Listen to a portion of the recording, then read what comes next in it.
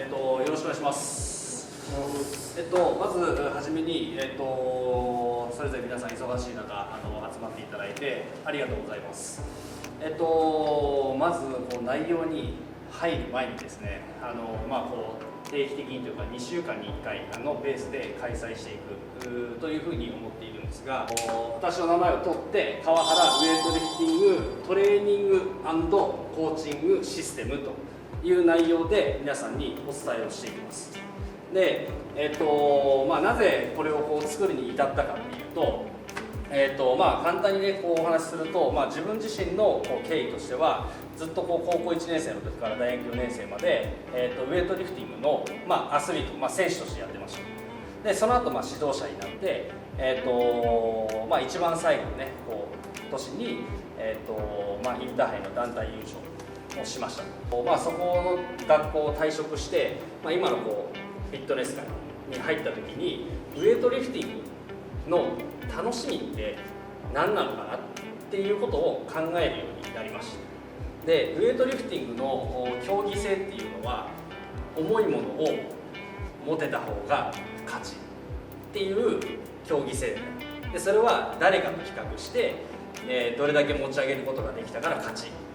負けっていうふうに決まるのがこれは競技性の、ルールの内容になります。で、重いものを持ったら勝ちっていうふうになるので、例えばこういうフィットネスの中でも、その体重が重かったりあるいはその運動経験が多かったり運動能力が高かったりするとどうしてもこう重量っていうのはすごく高くなる傾向にあります。じゃあその弱い人あんまり重量を持てない人とかっていうのはどうかっていうとなんかこうちょっと羨ましそうに見るというか、あの人はすごいなっていうふうになってしまいがちなんですね。でやっぱりそれっていうのはそれを見るっていうのも一つ楽しみなんですが、あくまでもやっぱり自分自身が楽しめるっていうことを提供していくのが大事だというのが自分のこのフィットネス界に携わる上で大事なポイントだと思っていて、それをウェイトリフティングで達成することが可能なのかということを考えました。でさっき、伝えたウェイトリフティングのその競技性の話をしましたが、その試合で、重さを誰かとこう比較するっていうのは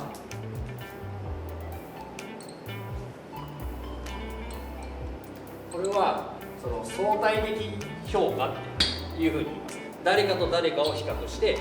この人が勝ってるこの人は下っていうふうにこう優劣をつける。で一方自分の中での楽しみ、例えば、スキルがうまくできた、さっきのセット量も簡単に上げれた、で自分の中での重量でこう満足度を得る楽しみを得るっていうのがこれは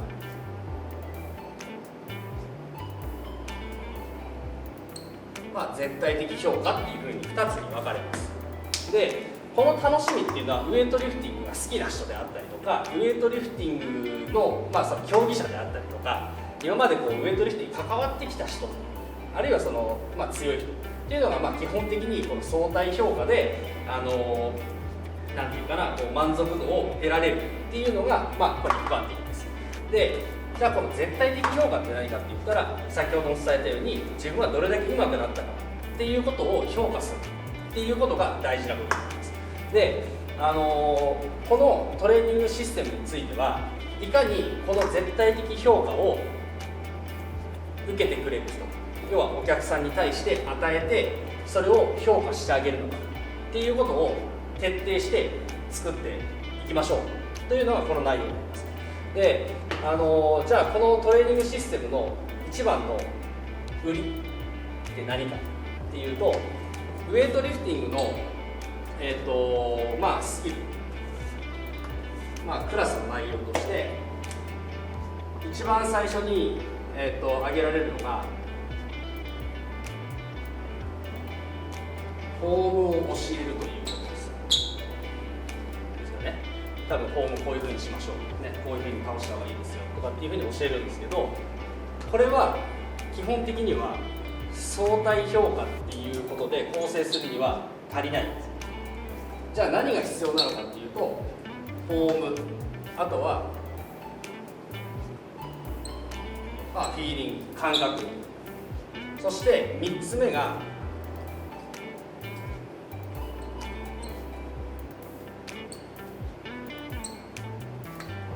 この3つがあって初めてフィットネスとしても成り立つし、相対的評価ではなくて絶対的な評価として成り立たせるために必要なことだっていうふうに考えています。なのでこの3つを、包括的に達成するものとしてウエイトリフティングのそのスキルの技術であったりとか教え方っていうのを皆さんに伝えていきますという回にしていきます。でじゃあこのシステムをさらにどういう枠組みというか、これがね、大枠なんですが、どういうふうな、内容で分かれているかというと、トレーニングとコーチングシステムってこっちは言ってしまえばプレイヤーの部分ね。でコーチングシステムは教える側っていうふうに2段階で分かれています。コーチっていうふうに2つラインを分けて、そのトレーニングをする人のレベルを5つのレベルに分けます。でコーチングのレベルに関してはレベル1とレベル2に分けます。で、トレーニングとコーチングっていうのはこっち側は自分ができるべきことであって、こっちはそれを教えられるべきことっていうふうに分かれるんですが、あくまでも自分ができなければまずは教えることができないっていうのが前提です。じゃあこの書いた位置にちょっと注目なんですが、このレベル3っていうのはここまででウェイトリフティング、スナッチ、クリーン&ジャーグっていう種目を構成するために必要なスキルはレベル3までで完了します。でこのレベル3まで取れている人がコーチングのレベル1を取得できる資格があるっていう捉え方でこういう書き方をしてあります。で今日行う内容はレベル1に関する内容を行うんですが、これを次行う時に今日やった内容ができてるかどうかとかっていうのをだんだんテストしていくわけです。なのでそのセミナーが進んでいく中で自然と皆さんはここのレベル3までは取得できるようになってくださいね。逆に言うと私から言ったらそうなるように私は頑張りますよっていうようなイメージです。だから別にこれを持ってなくてもここのセミナーに参加できてるっていうのはそういうことなので安心します。レベル1の内容になります。で、このレベル1っていうのは、イントロダクション、入門という内容になります。じゃあウェイトリフティングの動作で入門って何なのかっていうふうに話をすると、ウェイトリフティング、スナッチ、クリーン&ジャーグっていう動作はどういった動きで構成されているのかっていう枠組みをしっかりと作っておくことが大事になります。ヒップヒンジムーブメントっていうのはウェイトリフティングの動作で例えたら、例えばバーベルを蹴り上げるというかハングポジションの時に骨盤、股関節のこの位置にしっかりと力を溜めていることができるようになるかというところがこのヒップヒンジムーブメントになります。フロントスクワットで、ここのフロントスクワットっていうのは、スクワット動作2個あるじゃないかってなるんですが、バックスクワットとフロントスクワットのそもそもの技術と目的が全然違います。バックスクワットは例えばデッドリフトとかそういう引きに関するところなんですが、フロントスクワットっていうのはクリーン動作に特化した動きやる。例えば肘を返すとかそういったことができなければ当然クリーンっていうのはうまく行えないので、ここでできているかどうかっていうのを確認しておけばクリーンに入っていくのがスムーズになる。なのでそういう意図でバックスクワットとフロントスクワットっていうのはこういうふうに別で分けてあります。6つ埋まりました。で今ウェイトリフティングを今までやってきた、あるいはそのフィットネスの現場で見ているっていう観点からすると、なんとなく大体簡単に考えて、これだけの動作が仮に完璧に行えているのであれば、スクワットスナッチ、スクワットクリーン&ジャーグっていう動作が行えそうだなっていうのなんとなく分かります。っていうのがウェイトリフティングの動作に必要な内容になっているわけです。今日は皆さんに例えばヒップヒンジムーブメンツっていうのをできるようになりましょうっって言ったらどういう種目をどういう順番でやったらできるようになりますよねっていうのを順番に伝えていくっていう内容です。これを把握してできるようになるのがレベル1の内容なので、要は、ここの内容でどういうことを伝えていくのかっていうここに入ってくる内容がさっき書いた、フォーム、フィーリング、リスクマネジメントを含んだものがここに入ってくるってイメージです。僕がなぜこの、川原ウェイトリフティングトレーニング&コーチングを、受けたかというと、もともと僕はクロスフィットをやっていて、その中で必ずウェイトリフティングのクリーン&ジャーク、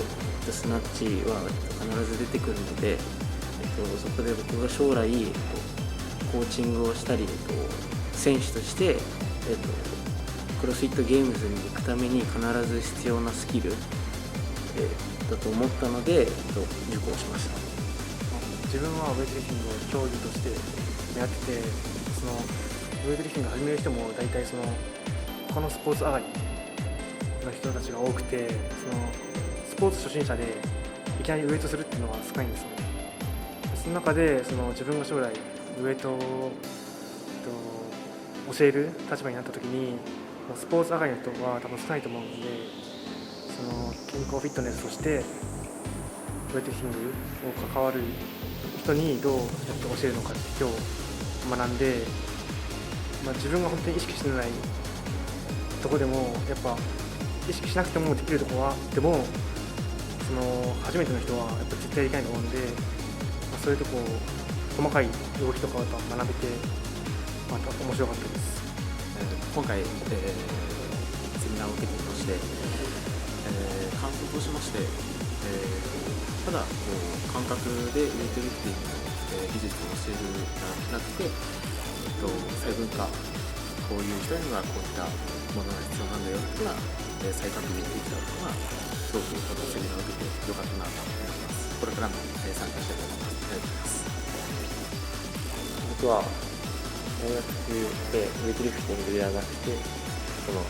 紙競技ということで紙競技の補助としてウェイトリフティングっていうのを始めたんですけど、それをしていく中ですごく別の競技ともつながっていくことを知って、じゃあこのウェイトリフティングを通してさらに深く知ることでいろんなものにつなげることができるんじゃないかとすごく感じました。ありがとうございました。